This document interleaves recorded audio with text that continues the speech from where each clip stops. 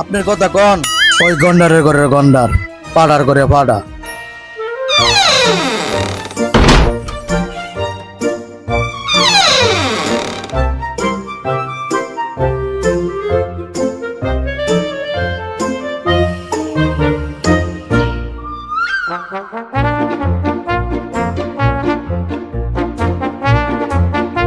কি করতাছো বাজান?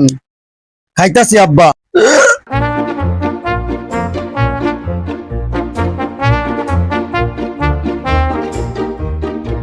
আব্বা 3 দিনের পান্তা ভাত।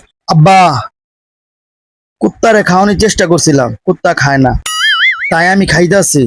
আমি তোমার উপর অনেক খুশি। তুমি বলো, তুমি বলো। আমি খাওয়ার আগে ফালানোর চেষ্টা করছিলাম, পরে ভাবলাম এতগুলো ভাত ফালাই দিব, গুনাহ হবে না, তাই খেয়ালতেছি আব্বা।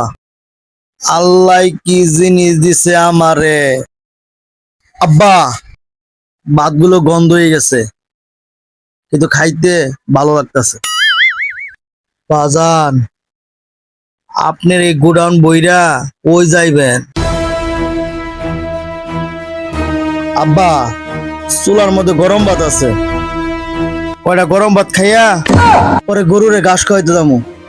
ওই ভাতগুলো খাওয়ার আগে রান্নাঘরের পিছে কোদাল আছে, কোদালটা লইয়া আপনার দাদার কবরের পাশে কতটুকু জায়গা খালি আছে না, ওইখানে আপনি আরেকটা কবর খুঁজা থুইয়ান, পরে খান।